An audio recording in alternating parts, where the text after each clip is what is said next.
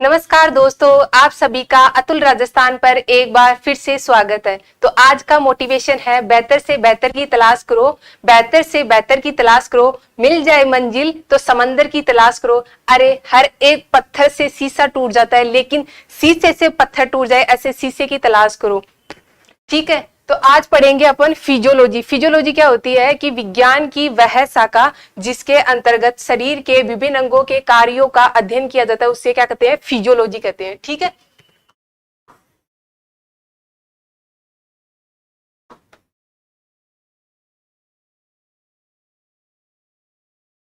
क्या पढ़ेंगे, फिजियोलॉजी। और फिजियोलॉजी में कौन सा चैप्टर है, फर्स्ट चैप्टर ब्लड।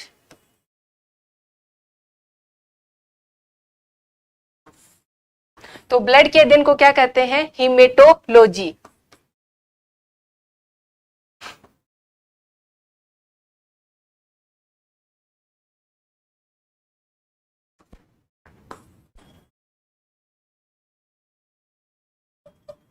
इसे हिमेटोलॉजी भी बोला जाता है या सेरोलॉजी भी बोला जाता है। ठीक है, नेक्स्ट पॉइंट आ जाता है रक्त कैसा होता है, एक प्राकृतिक कोलाइड होता है। कोलाइड का मतलब समझते हैं, जैसे किसी तरल पदार्थ को किसी कपड़े या छलनी से अपन छानते हैं तो वो क्या होता है, 100% पूरा छनता नहीं है। उसमें जैसे किसी दूध को छानते हैं तो उसमें मलाई अटक जाती है, तो रक्त को छानेंगे तो उसमें प्लाज्मा प्रोटीन और रक्त कोशिकाएं उसी छलनी में क्या होती है, अटक जाती है। ठीक, तो उसे क्या कहते हैं, रक्त कैसा होता है, एक प्राकृतिक कोलाइड होता है।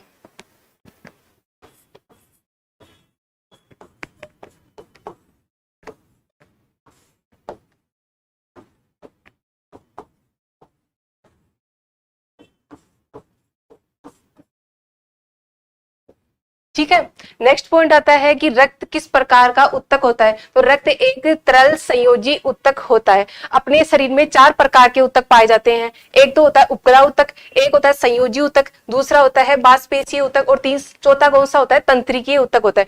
संयोजी उत्तक को उसकी कंसिस्टेंसी के आधार पर 2 पार्ट में डिवाइड किया गया है। एक होता है कोमल संयोजी उत्तक और दूसरा होता है कठोर संयोजी उत्तक। ठीक है, रक्त कैसा होता है, एक एक तरल संयोजी उत्तक होता है। तरल संयोजी उत्तक होता है। ठीक है, अब रक्त का निर्माण कहां पे होगा,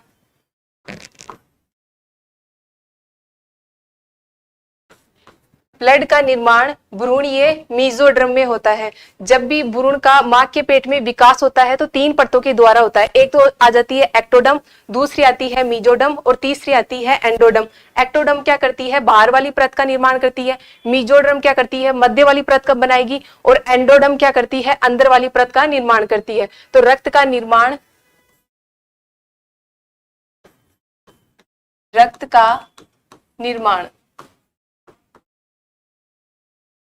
भ्रूणीय मेसोडर्म से होता है। भ्रूणीय मेसोडर्म से होता है। ठीक है, नेक्स्ट आ जाता है इसका, नेक्स्ट आ जाएगा कि रक्त की पीएच कितनी होती है। तो रक्त की पीएच 7.4 होती है। पीएच 7.4 यानी कि हल्की क्षारीय होती है। हल्की क्षारीय, ये तो आप सभी को पता होगा कि पीएच 7 होती है तो उसे उदासीन बोला जाता है। जब पीएच 7 से कम होती है तो उसे अम्लीय बोला जाएगा, और पीएच 7 से अधिक होगी तो उसे क्षारीय बोला जाता है। लेकिन रक्त की पीएच कितनी होती है, 7.4, यानी कि हमेशा नियत होती है। अगर रक्त की पीएच कम हो जाएगी और रक्त की पीएच क्या होती है, ज्यादा हो जाएगी तो डिजीज हो जाएंगे। अगर कम होगी तो उसे मेटाबॉलिक एसिडोसिस बोला जाता है, अगर ज्यादा होगी तो उसे मेटाबॉलिक एल्केलोसिस बोला जाता है। ठीक है, रक्त की पीएच क्या होती है, नियत होती है। नियत होती है, और नियत बनाए रखने का कार्य कौन करते हैं, बफर करते हैं। बफर रक्त की पीएच को नियत बनाए रखने का कार्य करते हैं। ठीक, तो अब आपको पता है कि बफर कौन से होते हैं। नेक्स्ट पॉइंट आ जाएगा रक्त के बफर कौन से होते हैं। कार्बोनेट होता है और एक कार्बोनेट या उसे बोल सकते हैं बाइकार्बोनेट। नेक्स्ट पॉइंट आ जाएगा रक्त के बफर। रक्त के बफर तो कौन से होते हैं, कार्बोनेट, कार्बोनेट या बाइकार्बोनेट।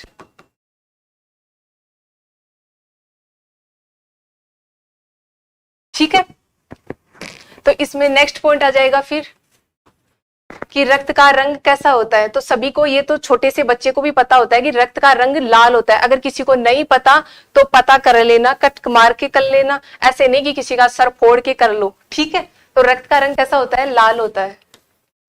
रक्त का रंग लाल होता है, किसकी वजह से होता है, ये होता है हीमोग्लोबिन की वजह से होता है। किसकी वजह से होता है, हीमोग्लोबिन की वजह से होता है। और हीमोग्लोबिन आरबीसी का संरचनात्मक घटक होता है। ठीक है, ये क्या होता है, आरबीसी का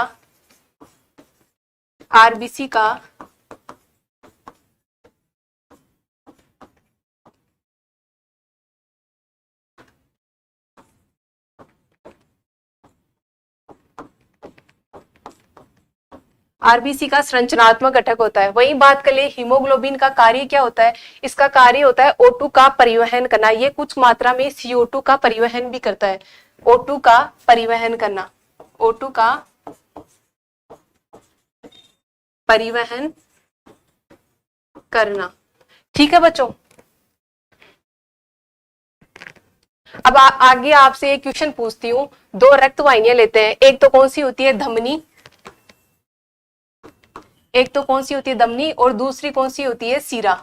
तो इसमें बताओ कि इसमें सबसे ज्यादा पीएच किसकी होती है।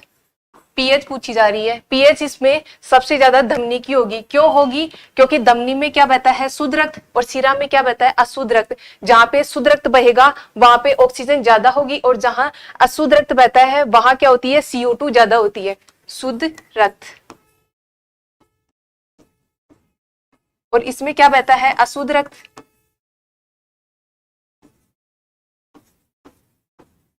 तो यहाँ पे तो क्या होगी, O2 ज्यादा होगी, जबकि यहाँ पे क्या होती है, CO2 ज्यादा होती है, जो जल के साथ में क्रिया करके क्या बना लेती है, H2CO3 का निर्माण कर लेती है, यानी कार्बोनिक अम्ल बना लेती है, कार्बोनिक अम्ल। तो अम्ल से पता चल रहा है कि इसकी पीएच, सीरा की पीएच कम होगी और धमनी की पीएच क्या होती है, ज्यादा होगी। ठीक है, तो नेक्स्ट पॉइंट चलते हैं कि रक्त का स्टोरेज कहाँ पे होता है, रक्त का स्टोर। तो रक्त का स्टोर कहाँ पे होगा, स्प्लीन में होगा। ठीक है, तो स्प्लीन को क्या बोला जाता है, स्प्लीन को ब्लड बैंक भी बोला जाता है, इसे ग्रेवी यार्ड भी बोला जाता है। ठीक है, ब्लड बैंक, ब्लड बैंक। ठीक, किसे बोला जाता है, स्प्लीन को बोला जाता है, इसे ग्रेवी यार्ड भी बोलते हैं।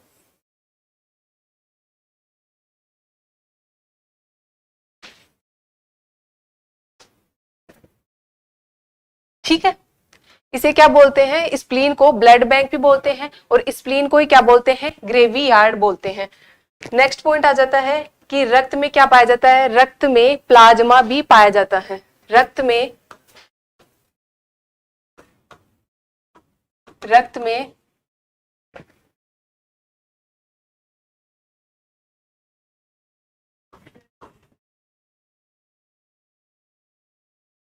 प्लाज्मा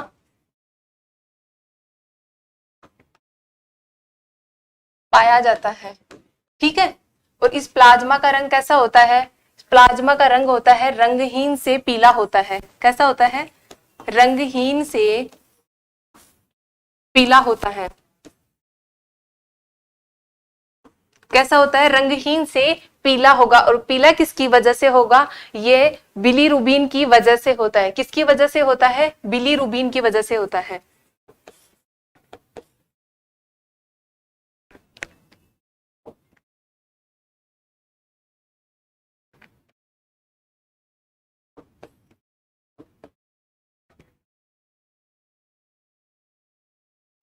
बिलीरुबिन की वजह से होता है। पीलापन किसकी वजह से होगा? प्लाज्मा का रंग कैसा होता है? रंगहीन से कैसा होता है? पीला होता है। पीला किसकी वजह से होता है? बिलीरुबिन की वजह से होता है। नेक्स्ट पॉइंट आ जाएगा कि रक्त की स्पेसिफिक ग्रेविटी।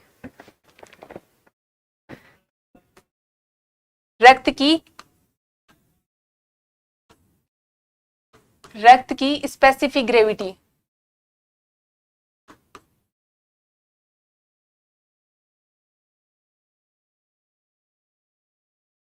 तो रक्त की स्पेसिफिक ग्रेविटी क्या होती है? 1.04 से 1.07 होती है। ठीक है। नेक्स्ट पॉइंट आ जाता है कि रक्त की सांद्रता पानी की तुलना में 4 से 5 गुना अधिक होती है। ठीक है। बराबर ऊंचाई से पानी गिराओ और बराबर ऊंचाई से क्या गिराओ? रक्त गिराते हैं। ठीक है। जब गिराते हैं तो पहले कौन आएगा? पानी नीचे आता है। ठीक, क्यों? क्योंकि रक्त की सांद्रता पानी की तुलना में 4 से 5 गुना अधिक होती है। नेक्स्ट लिखते हैं रक्त की सांद्रता।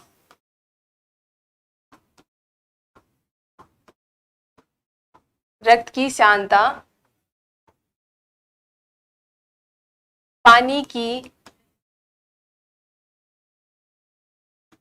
तुलना में 4.2 से 5.2 गुना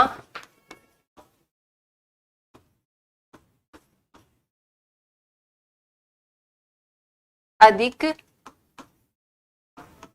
होती है। ठीक है बच्चों, यहां तक सबको समझ में आ गया होगा, और कुछ भी नहीं आए तो कमेंट्स बॉक्स में कमेंट कर देना। ठीक है।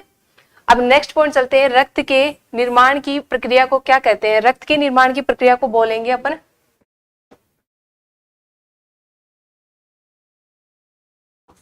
हीमोपोइसिस।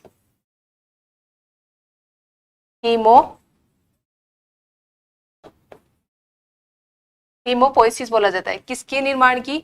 रक्त के निर्माण की प्रक्रिया को। रक्त के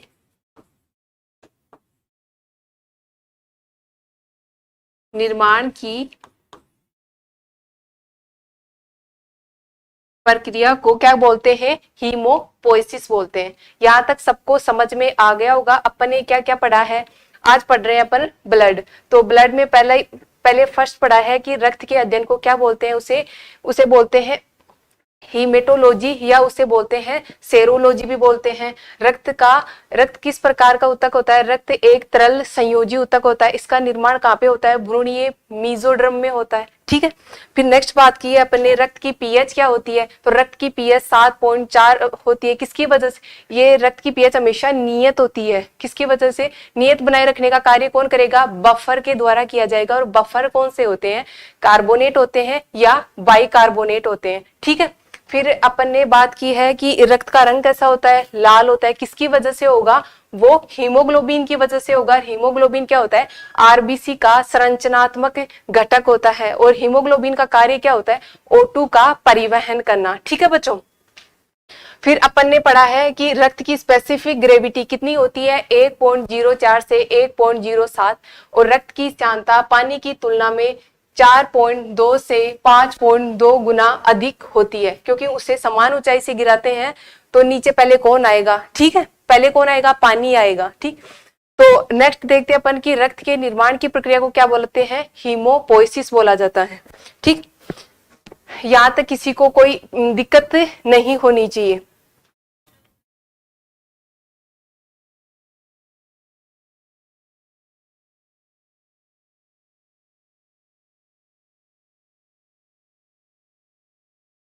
नेक्स्ट चलते हैं अपन कि अब रक्त में क्या क्या पाया जाता है? ये होता है ब्लड। तो ये देखते हैं अपन ब्लड में होता क्या क्या है। अकेला क्या होता है? ब्लड होता नहीं है। ठीक। ब्लड में क्या होता है? पानी भी पाया जाता है, इसमें प्रोटीन भी पाई जाती हैं। ठीक। इसमें कार्बोहाइड्रेट भी पाया जाता है, इसमें फैट भी होता है, इसमें मिनरल्स भी होते हैं, यानी कि सभी होते हैं। तो एक एक करके अपन देखते हैं कि रक्त में पाया क्या क्या जाता है। ठीक है। आप लोगों ने जूस तो पिया ही होगा। तो जूस में ये थोड़े ना है कि अकेला पानी ही होता है, उसमें चीनी भी डली होती है।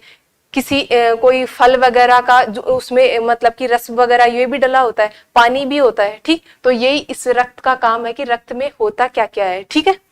ब्लड।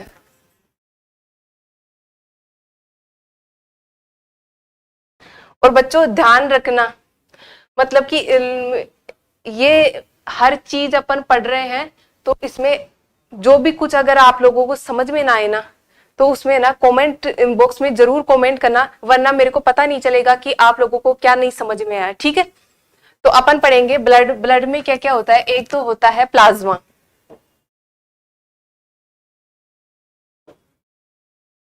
एक क्या होता है? प्लाज्मा।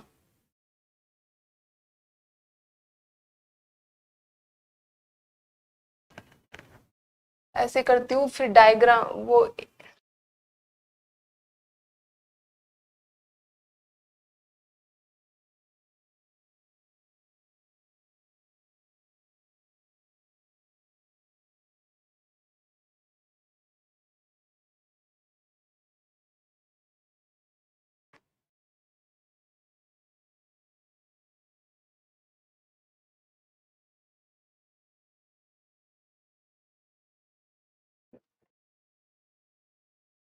ब्लड में एक तो क्या होता है? प्लाज्मा,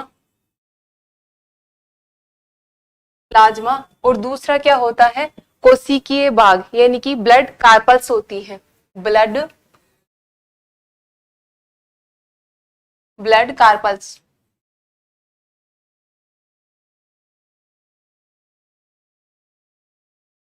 प्लाज्मा कितने परसेंट होता है? प्लाज्मा होता है 55% होता है। ठीक है बच्चों, और ये ब्लड कार्पल्स कितनी होती हैं? 45% होता है। ठीक, अब आगे देखते हैं कि प्लाज्मा में क्या पाया जाता है।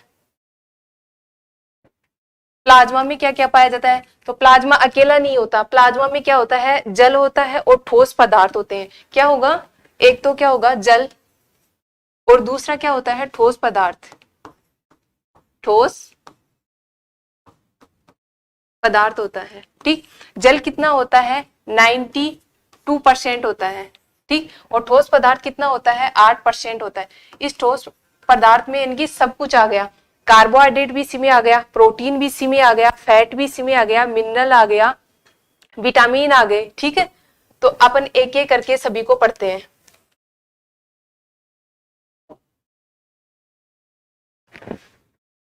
पहला क्या आता है? कार्बोहाइड्रेट।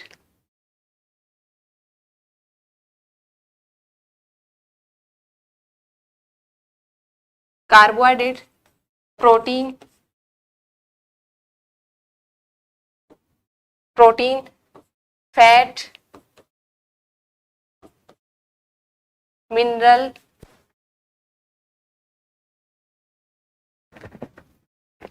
ठीक है बच्चों। तो रक्त के मुख्य कार्बोहाइड्रेट कौन से होते हैं? एक तो होता है ग्लूकोज होता है, दूसरा कौन सा होता है? फ्रुक्टोज होता है। आपसे बहुत सी एग्जामों में पूछ लिया है कि ग्रेप शुगर कौन सी होती है, तो ग्लूकोज होती है, और फ्रूट शुगर पूछिए तो फ्रुक्टोज होती है। सिंपल है, जी से जी याद रख लो और एफ से एफ याद रख लो। कौन से होते हैं मुख्य कार्बोहाइड्रेट? कौन से होते हैं? एक तो क्या होता है? ग्लूकोज, ग्लूकोज और फ्रुक्टोज।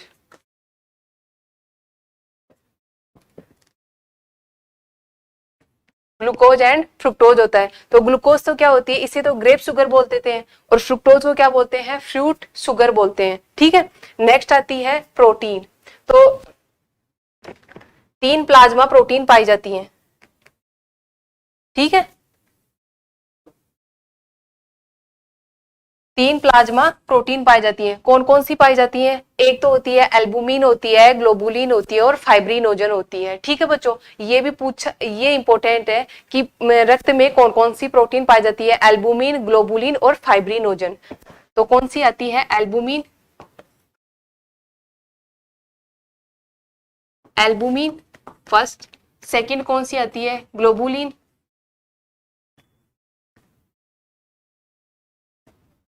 ग्लोबुलिन। और थर्ड कौन सी आती है? फाइब्रिनोजन।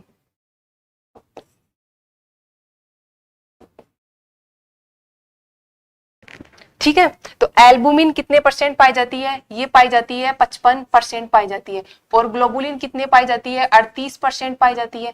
और फाइब्रिनोजन कितने पाई जाती है? 7% पाई जाती है। तो यहाँ पे इंपॉर्टेंट लगा लेना, यहाँ से क्वेश्चन पुटअप हो सकता है और बहुत सी एग्जामों में हुआ भी है। ठीक है, आपसे पूछा जाए कि रक्त में सबसे अधिक मात्रा में पाई जाने वाली प्रोटीन कौन सी होती है, तो प्रोटीन होती है एल्बुमिन। कितनी होती है? 55%। ठीक है। और रक्त का थक्का बनाने वाली प्रोटीन कौन सी होती है, तो वो होती है फाइब्रिनोजन। ठीक है। और प्रतिरक्षा से संबंधित कौन सी होती है, तो वो ग्लोबुलिन होती है। ग्लोबुलिन 3 प्रकार की होती है, अल्फा, बीटा और गामा। गामा ग्लोबुलिन को क्या बोलते हैं? इम्यूनोग्लोबुलिन भी बोला जाता है। ठीक है। तो ये इसमें क्या करती है? एल्बुमिन, एल्बुमिन है ना, अपने शरीर में प्राशन दाब को भी बनाए रखती है। और ये ग्लोबुलिन क्या करती है? प्रतिरक्षा से संबंधित होती है। और फाइब्रिनोजन किससे संबंधित होती है? ये रक्त का थक्का बनाने का कार्य करती है। ठीक है। अपन इधर लिखते हैं,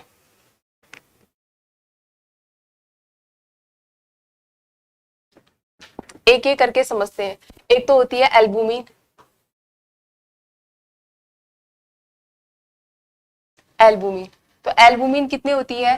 55% होती है। ठीक है। और ये क्या करती है? अपने शरीर में प्राशन दाब को बनाए रखती है। शरीर में प्राशन दाब को बनाए रखती है। ठीक है बच्चों। दूसरी क्या होती है? रक्त में सबसे अधिक मात्रा में पाई जाने वाली प्रोटीन होती है, सबसे अधिक मात्रा में, सबसे अधिक मात्रा में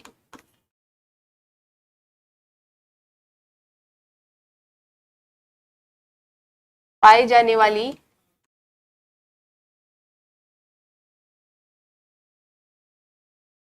प्लाज्मा प्रोटीन। ठीक है। नेक्स्ट आ जाती है ग्लोबुलिन।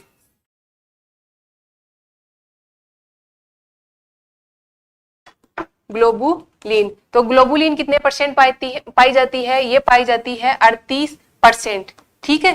कितने पाई जाती है? 38%। और किससे संबंधित होती है? प्रतिरक्षा से संबंधित होती है। ठीक है। किससे संबंधित होती है? प्रतिरक्षा से,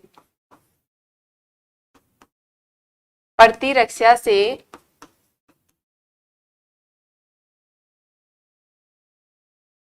संबंधित होती है। और ये 3 प्रकार की होती है। कौन सी? अल्फा, कौन सी होती है? एक तो कौन सी होती है? Alpha, beta. एक होती है अल्फा, दूसरी कौन सी होती है? बीटा। और तीसरी कौन सी होती है? गामा। ठीक है। इससे गामा ग्लोबुलिन को क्या बोलते हैं? इम्यूनोग्लोबुलिन भी बोला जाता है। इसे क्या बोलते हैं?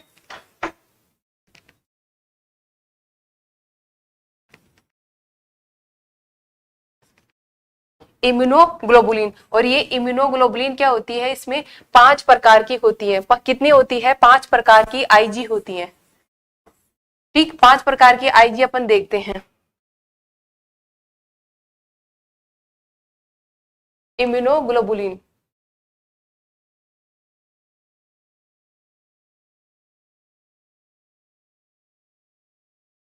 ठीक, कितने प्रकार की होती है? 5 प्रकार की होती है। एक तो कौन सी होती है? आईजीजी होती है।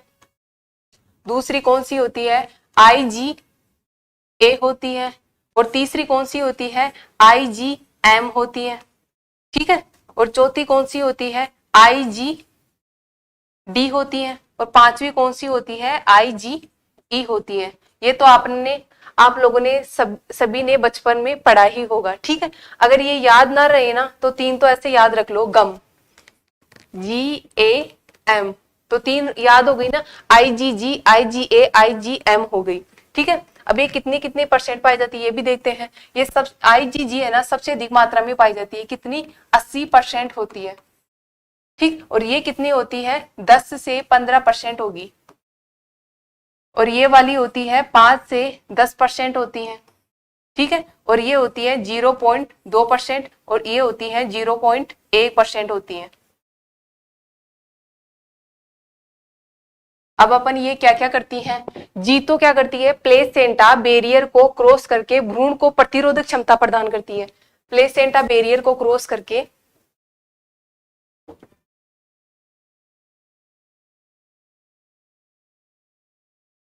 प्लेसेंटा बैरियर को बैरियर को क्रॉस करके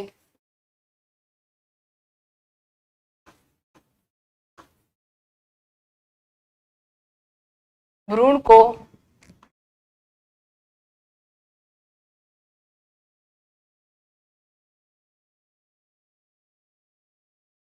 प्रतिरोधक क्षमता प्रदान करती है।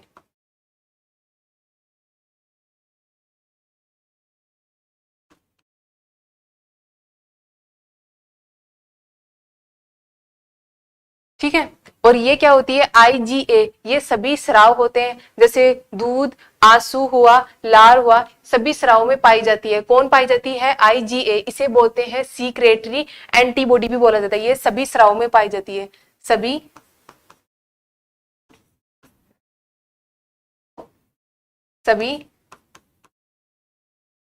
स्राव में पाई जाती है। ठीक है बच्चों, जैसे लार, आंसू और दुग्ध। ठीक है, और एम क्या करती है? IgM। एम क्या करती है? ये क्या होती है? रक्त असंगतता में कभी कभी आरबीसी को भी नष्ट कर देती है। और जब भी अपने शरीर में संक्रमण होगा तो सबसे पहले क्या होती है, भाग कौन लेती है? IgM।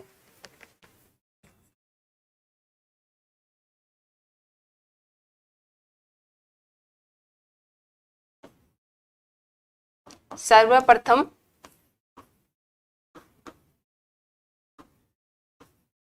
भाग लेने वाली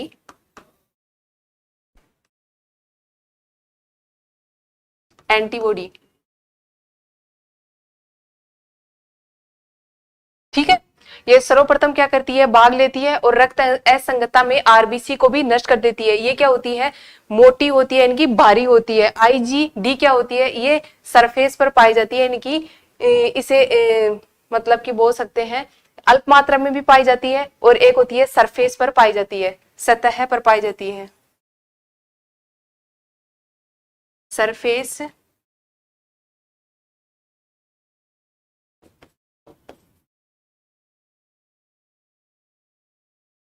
इसे सरफेस एंटीबॉडी बोला जाता है। और ये क्या होती है? IgE। जब भी अपने शरीर में यदि एलर्जी या परजीवी संक्रमण में कौन भाग लेती है? IgE भाग लेगी। ठीक है,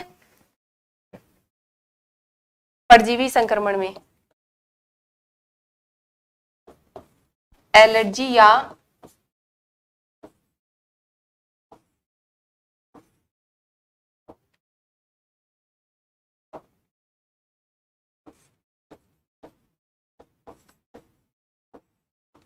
परजीवी संक्रमण।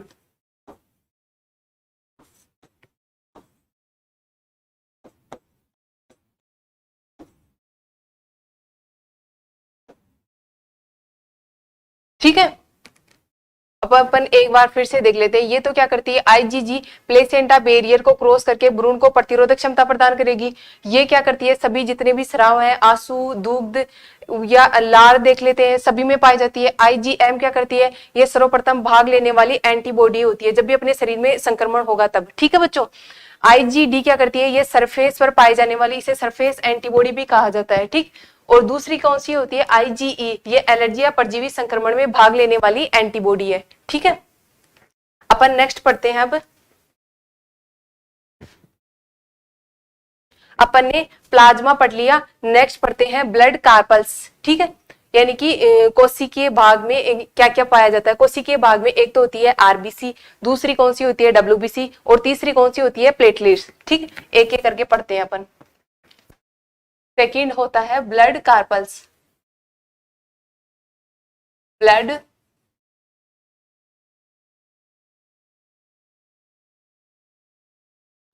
ब्लड कार्पल्स कितने परसेंट होती है? 45% होती है। इसमें क्या क्या पाया जाता है? एक तो होती है आरबीसी, दूसरी कौन सी होती है? WBC, और तीसरी कौन सी होती है? प्लेटलेट्स।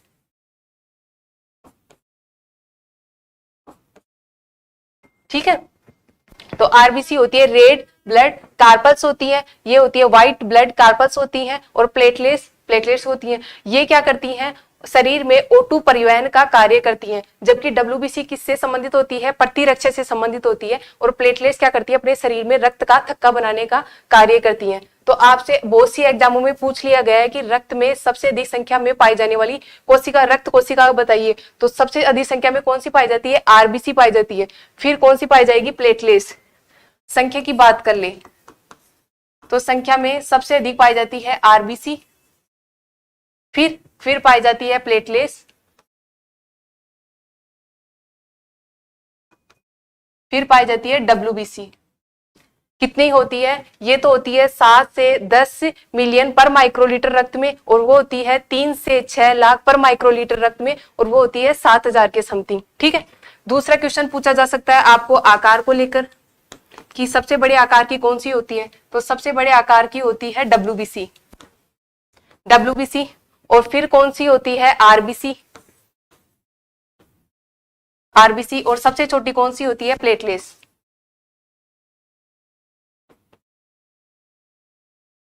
ठीक है। आकार कितना होता है इसका? आकार तो होता है 8 से 20 माइक्रोमीटर रक्त में होता है। ये कितनी होती है? 4 से 7 माइक्रोमीटर रक्त में होता है। और ये कितनी होती है? 3 माइक्रोमीटर रक्त में होता है। ठीक। यहीं से भी एक क्वेश्चन और पूछा जा सकता है। अगर WBC में पूछे तो WBC में कितनी होती है? 5 होती है। इयोसिनोफिल होती है, बेसोफिल होती है, न्यूट्रोफिल होती है, मोनोसाइट होती है और लिम्फोसाइट होती है। इन 5 में कौन सी सबसे बड़े आकार की होती है? तो बड़े आकार की पूछे तो मोनोसाइट होती है। इसमें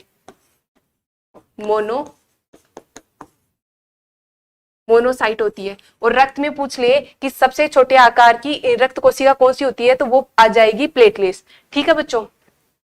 अब अपन क्या करते हैं, इनको एक एक करके सविस्तार से पढ़ते हैं। फर्स्ट पढ़ेंगे RBC। इसे बोलते हैं रेड ब्लड कार्पल्स।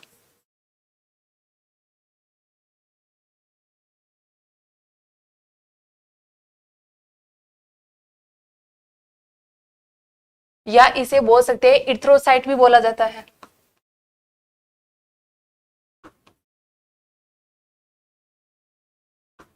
ठीक है।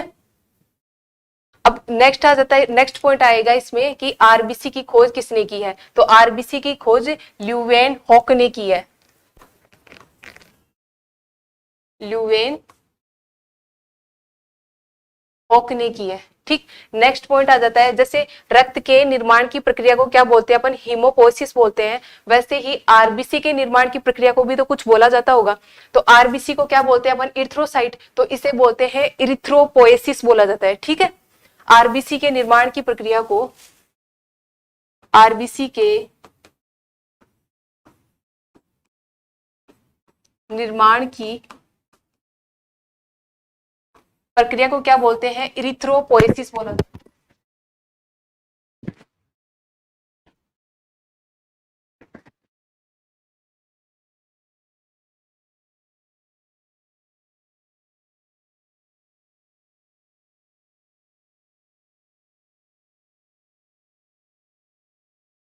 क्या बोलते हैं? इरिथ्रोपोइसिस।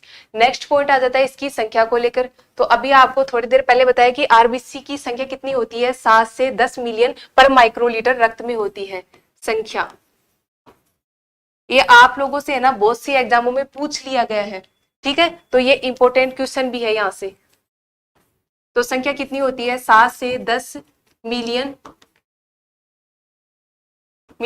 पर माइक्रोलीटर रक्त में होती है। ठीक है। तो अगर रक्त में इस संख्या से अगर कम हो गई RBC की संख्या, और अगर RBC की संख्या बढ़ेगी तो उसे भी कुछ बोला जाता है कि रक्त में RBC की संख्या बढ़ेगी तो उसे बोला जाता है पॉलीसाइथेमिया। और रक्त में अगर RBC की संख्या घटती है तो उसे बोलते हैं एनीमिया। ठीक है।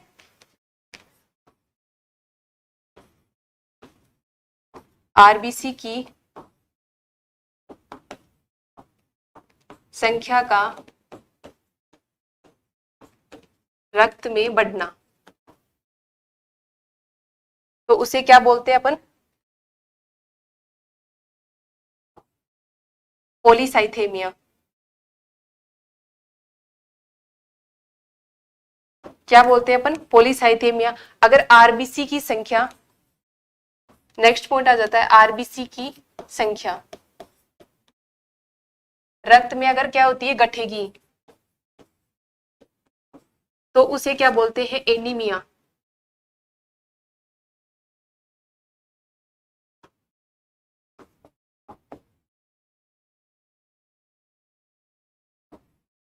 ठीक है। आरबीसी में क्या पाया जाता है, हीमोग्लोबिन। अगर हीमोग्लोबिन घटेगा ना तब भी एनीमिया ही होगा। और हीमोग्लोबिन में क्या पाया जाता है, आयरन। तो आयरन घटेगा ना तो भी उसे एनीमिया ही बोला जाता है। नेक्स्ट पॉइंट आ जाता है कि आरबीसी का आकार कितना होता है।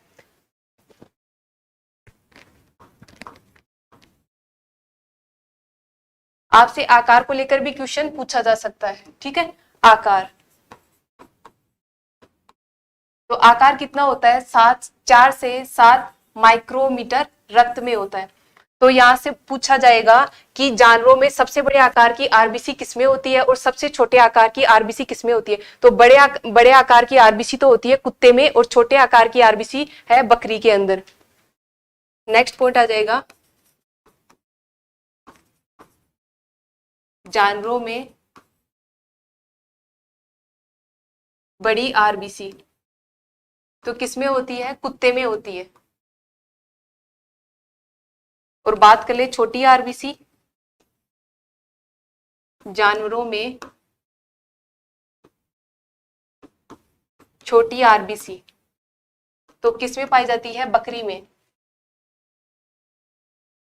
ठीक है, यहां तक सबको समझ में आ गया होगा। नेक्स्ट चलते हैं, इसमें कुछ टर्मिनोलॉजी आती है। एक आ जाती है एन आइसोसाइटोसिस होती है, एक आ जाएगी पोइकिलोसाइटोसिस। इन दोनों को साथ में पढ़ते हैं। एन आइसोसाइटोसिस में क्या होता है कि रक्त में असामान्य आकार की आरबीसी का पाया जाना, और पोइकिलोसाइटोसिस में इसका उल्टा है कि उसमें रक्त में असामान्य आकृति की आरबीसी का पाया जाना। आकार मतलब कि छोटी या बड़ी, आकृति का मतलब जैसे आयताकार हो गई या वर्गाकार हो गई, कैसे भी देख लो। एक आ जाती है हीमोलाइसिस, हो जाती है कि जब किसी आरबीसी को आसुत जल, यानी कि ये आसुत जल में आरबीसी को डाल दिया जाएगा, आरबीसी को इसमें डाल दिया जाएगा तो आरबीसी क्या करेगी, इस आंसू जल को क्या करेगी, सोख कर फूल जाएगी, और फूल जाएगी तो यह फट जाएगी। तो आरबीसी के आंसू जल को सोख कर फूल कर फट जाने को ही क्या बोलते हैं, हीमोलाइसिस बोला जाता है। ठीक है,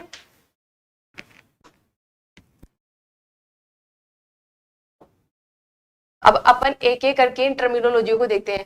फर्स्ट आ जाएगी एन आइसोसाइटोसिस।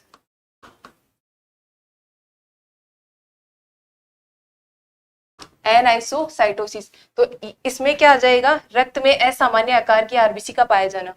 रक्त में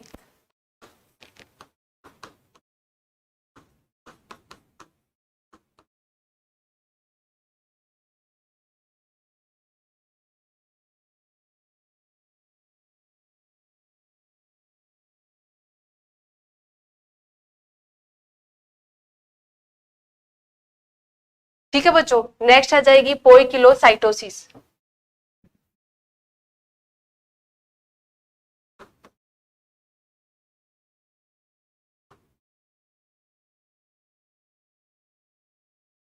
तो इसमें क्या हो जाएगा कि रक्त में असामान्य आकृति की आरबीसी का पाया जाना। रक्त में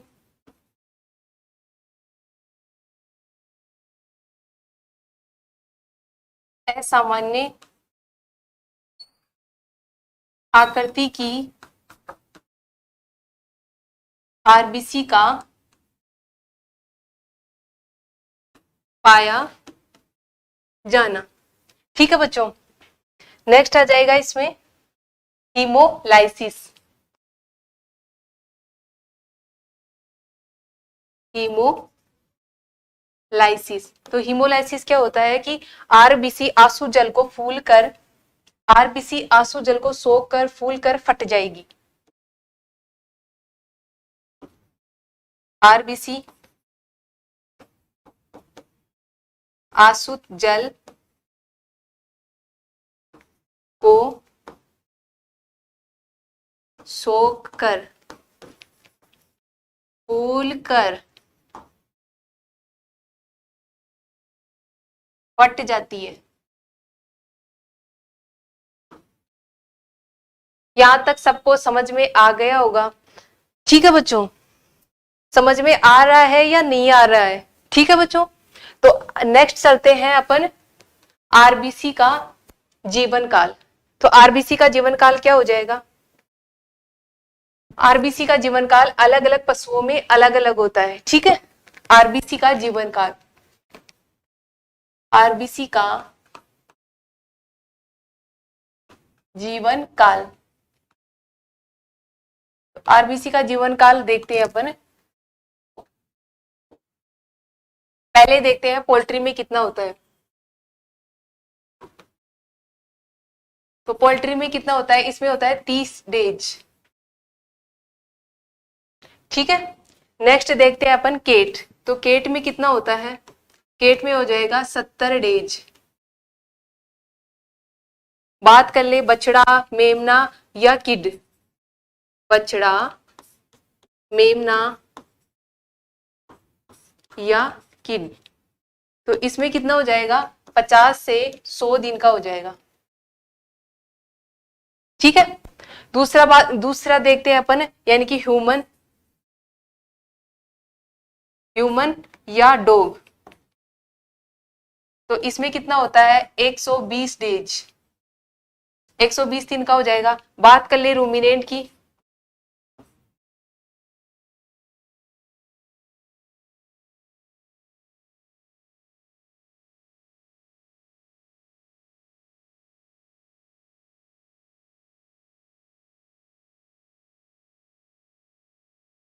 रूमिनेंट में कितना हो जाएगा? इसमें होता है 125 से 150 दिन का, ठीक है। और एक आ जाता है हॉर्स। हॉर्स में कितना हो जाएगा? 140 से 150 दिन, ठीक है। यहां तक सबको समझ में आ गया होगा। ये एग्जाम में पूछा जाता है यहाँ से कि आरबीसी का जीवन काल कितना होता है। वैसे अगर सामान्य रूप से पूछ लिया जाए ना तो अधिकतर जाता है कि 120 दिन का होता है, लेकिन अगर अलग अलग जानवरों में अलग अलग जीवन काल पूछ लिया जाए कि पोल्ट्री में कितना होता है तो 30 दिन होता है, केट में 70 दिन होता है, बछड़ा, मेमना या किड तो इसमें 50 से कितना होता है? 100 दिन का होता है। वह वैसे बात कर ले ह्यूमन की, ह्यूमन और डॉग में 120 दिन का होता है। रूमिनेट में कितना होता है? 125 से 150 दिन का होता है। वही बात कर ले हॉर्स, हॉर्स में होता है 140 से 150 दिन का। नेक्स्ट पॉइंट आ जाता है कि आरबीसी की आकृति कैसी होती है। तो आरबीसी की आकृति, तो आरबीसी की आकृति होती है बाई कॉनकेव होती है। आरबीसी की आकृति कैसी होती है? बाई कॉनकेव होती है, बाई कैसी होती है? बाई कॉनकेव होती है। लेकिन यहां से अपवाद, यहाँ पे एक अपवाद है। अपवाद कौन है? ऊंट व लामा की आरबीसी कैसी होती है? गोलाकार होती है, ठीक है बच्चों। यहां से भी क्वेश्चन पूछा जा सकता है। ऊंट और लामा की आरबीसी कैसी होगी? ऊंट और लामा, लामा की आरबीसी गोलाकार होती है, ठीक है। यहाँ पे एक नेक्स्ट पॉइंट आता है राउलेक्स। राउलेक्स क्या होता है कि आरबीसी की ये बाइकॉन के सतह है ना, आपस में जुड़कर पैसों की ढेरी के समान संरचना बना लेती है। जैसे अपन ने बचपन में खेला होगा सतोलिया, एक खेल चलता होगा जिसमें एक पत्थर के ऊपर एक पत्थर, एक पत्थर के ऊपर एक पत्थर, ठीक है। तो वैसे ही इसमें क्या होती है? आरबीसी की जो बाइकॉन के सतह है ना, आपस में जुड़कर एक पैसों की ढेरी के समान संरचना बना लेती है, ठीक है। नेक्स्ट आ जाता है राउलेक्स। राउलेक्स, इसमें क्या होता है? आरबीसी की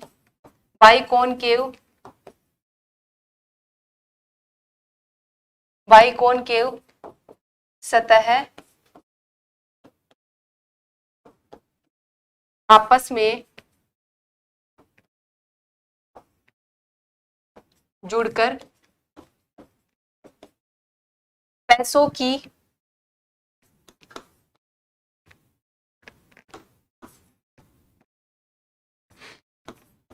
की ढेरी के समान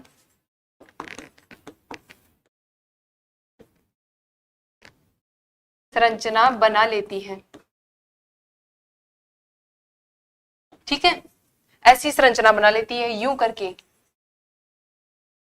ठीक है, इसमें नेक्स्ट पॉइंट आ जाता है कि नेक्स्ट पॉइंट आएगा कि जो परिपक्व है ना, परिपक्व स्तनधारियों की आरबीसी में केंद्रक अनुपस्थित होता है, जबकि याद रखना डब्ल्यूबीसी में केंद्रक पाया जाता है। ठीक है, तो इसमें आ जाएगा नेक्स्ट पॉइंट परिपक्व स्तनधारियों की, ये इंपॉर्टेंट है।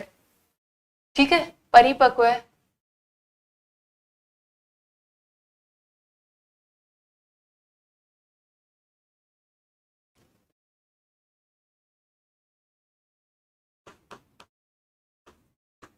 परिपक्व स्तनधारियों की आरबीसी में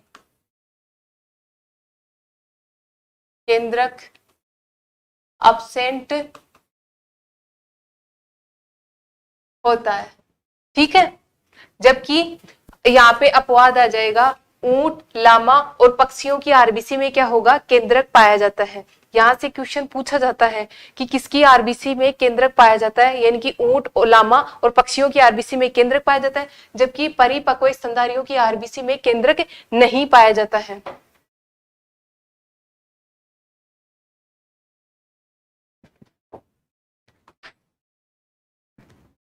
अपवाद, अपवाद क्या आ जाएगा, ऊंट, लामा और पक्षी। ऊंट, लामा, पक्षियों की आरबीसी में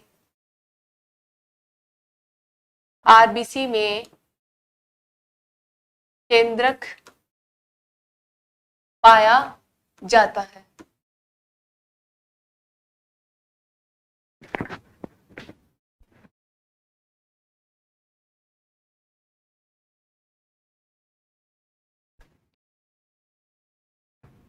तो अपन नेक्स्ट देखते हैं कि आरबीसी का निर्माण कौन कौन से अंग करते हैं, यानी कि जीवन की जब मतलब कि भ्रूणीय अवस्था में क्या होता है, आरबीसी का निर्माण कौन से अंग करेंगे, और जब क्या होता है न्यू बोर्न में आरबीसी का निर्माण कौन करेगा, और जब इंसान अडल्ट हो जाता है उस समय आरबीसी का निर्माण कौन करेगा, और ओल्ड में आरबीसी का निर्माण कौन करेगा। तो आरबीसी का निर्माण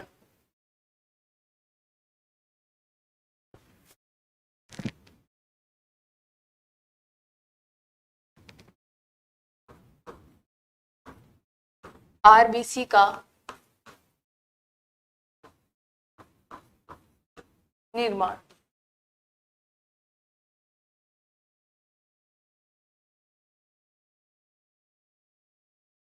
तो इसमें एक फर्स्ट आ जाती है early embryonic stage.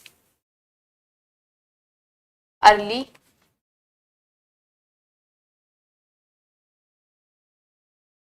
Embryonic stage. Early embryonic stage में कौन करेगा, यॉर्क सैक। कौन करेगा, यॉर्क सैक, यानी कि भ्रूणीय झिल्लियां। भ्रूणीय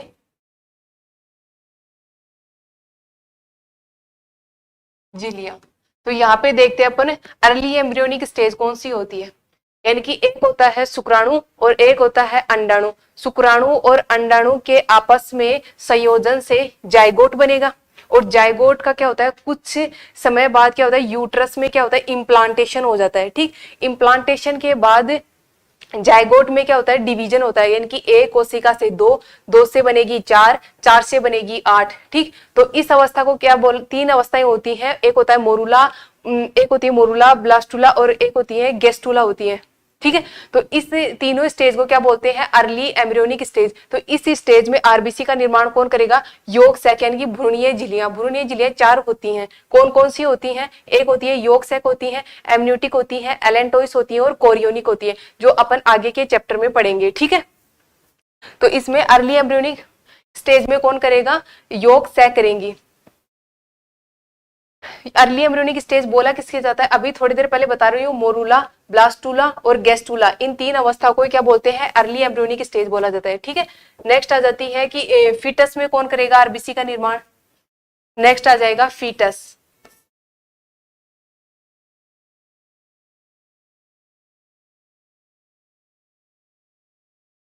तो फीटस में कौन करेगा? स्प्लीन, लीवर और लिम्फ नोड।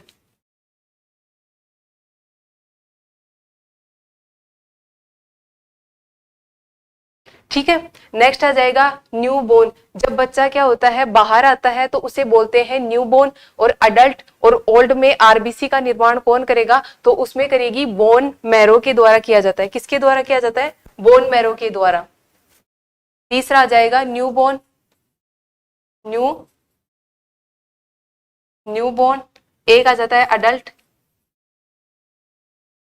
अडल्ट और दूसरा क्या हो जाएगा? ओल्ड। तो इसमें आरबीसी का निर्माण कौन करेगा? बोन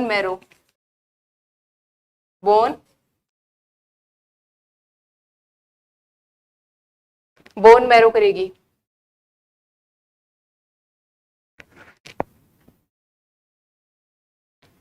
ठीक है बच्चों, समझ में आ गया होगा यहाँ तक सभी को कि आरबीसी का निर्माण पढ़ रहे हैं। ठीक है, तो आरबीसी का निर्माण अलग अलग क्या होती है कि अर्ली एम्ब्रियोनिक स्टेज में योगशय कर लेंगी, फीटस में कौन करेगी? स्प्लीन कर लेगी, लीवर कर लेगी या लिम्फ नोड कर लेगी। ठीक है, और न्यू बोर्न, अडल्ट और ओल्ड में कौन करेगी? बोन मैरो करेंगी। ठीक है, नेक्स्ट पॉइंट आ जाएगा इसमें कि आरबीसी का निर्माण कर रहे हैं तो आरबीसी को नष्ट करने वाले अंग भी होंगे। ठीक है,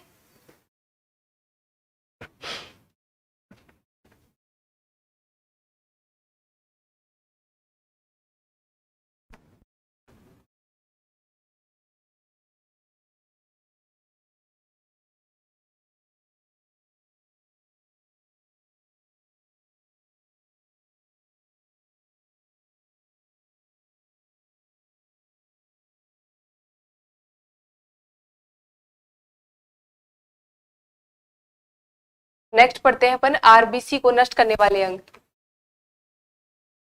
आरबीसी को नष्ट करने वाले अंग तो अलग अलग जानवरों में क्या होते हैं? अलग अलग। जैसे डोमेस्टिक एनिमल में कौन करेगा आरबीसी को नष्ट? तो उसमें करेगी बोन मैरो करेगी। ठीक है बच्चों, डोमेस्टिक एनिमल कौन से होते हैं? गाय, भैंस, भेड़, बकरी, जो पालतू जानवर है ना, उन्हें बोलते हैं अपन डोमेस्टिक एनिमल। तो डोमेस्टिक एनिमल में कौन करेगी? बोन मैरो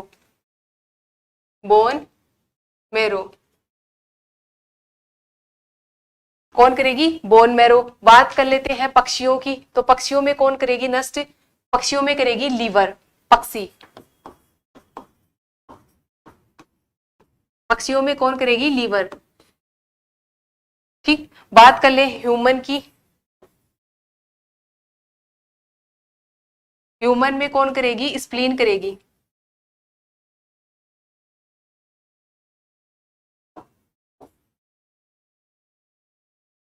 कौन करेगी? स्प्लीन। और स्प्लीन को क्या बोलते हैं? आरबीसी का कब्रिस्तान भी बोला जाता है, इसे ब्लड बैंक भी बोला जाता है, और इसे ही क्या बोलते हैं अपन? ग्रेवी यार्ड भी बोलते हैं। ठीक है बच्चों, अपन नेक्स्ट पढ़ेंगे अपन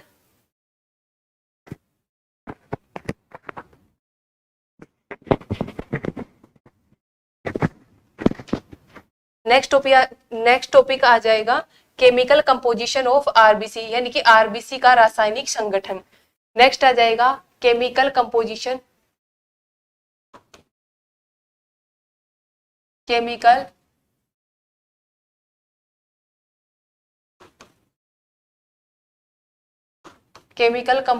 ऑफ आरबीसी, आरबीसी का रासायनिक संगठन। तो इसमें कितना होता है कि जल कितना परसेंट पाया जाएगा, हीमोग्लोबिन कितने परसेंट पाई जाएगी, लिपिड कितना पाया जाएगा, लिपिड्स कितना होगा 64%, यानी कि 62%। ये होता है 20%, ये कितना होता है 7%, और ये कितना होता है 9% होता है। जब क्या होता है जल को यानी कि इंक्लूड किया जाए तब आरबीसी का परसेंट होता है 20, और क्या होता है जल को क्या होता है आरबीसी से पूरा बाहर निकाल दो और आरबीसी को क्या करते हैं अपन सुखा लेते हैं, तब हीमोग्लोबिन का परसेंट कितना होता है 95% होता है। ठीक है, क्यों? क्योंकि ये क्या होता है, आरबीसी का क्या होता है, अधिकांश भाग घेर के रखता है। कौन? हीमोग्लोबिन घेर के लगता है। ये जल को इंक्लूड कर रहे हैं तब होता है 20%, और जब क्या होता है पानी को पूरा बाहर निकाल दो और आरबीसी को सुखा लेंगे ना, तब क्या होता है, हीमोग्लोबिन का परसेंट कितना होता है, 95% होता है। ठीक है, अभी इसी में क्या होता है, नेक्स्ट पॉइंट आ जाता है हीमोग्लोबिन। नेक्स्ट पॉइंट, आरबीसी में क्या पाया जाता है, हीमोग्लोबिन। तो अपन एक एक अब हीमोग्लोबिन पढ़ेंगे। ठीक है,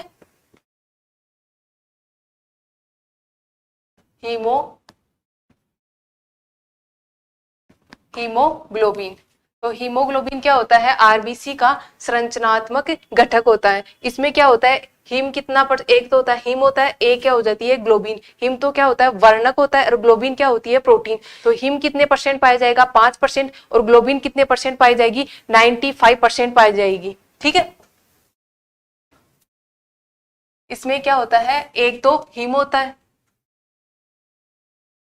एक क्या पाया जाता है, हिम। ये कितना होता है, 5% होता है, और क्या होगा, वर्णक होता है ये, जो हीमोग्लोबिन को क्या करता है, रंग प्रदान करता है। और इधर क्या पाई जाएगी, ग्लोबिन। ये क्या होती है, ग्लोबिन। कितनी होती है, 95% होती है, और क्या होती है, ये प्रोटीन होती है। ठीक है बच्चों, यहां तक सबको समझ में आ गया होगा। नेक्स्ट आ जाता है कि एक ही हीमोग्लोबिन के अणु में 4 तो हिम होते हैं, और एक क्या होता है, ग्लोबिन होता है। एक हीमोग्लोबिन का अणु आ जाएगा, एक हीमोग्लोबिन के अणु में 4 तो क्या होते हैं, हिम होते हैं, और एक क्या होता है, ग्लोबिन होता है। ठीक है, तो आपको पता होगा कि एक हिम में आयरन का कितना परमाणु होता है। एक हिम में आयरन का एक ही परमाणु पाया जाता है। तो बात कर ले कि 4 हिम में कितने होंगे, 4 हिम में 4 आयरन के परमाणु होंगे। तो बात कर ले किसकी, कि एक हीमोग्लोबिन में आयरन के परमाणु बताओ कितने होंगे,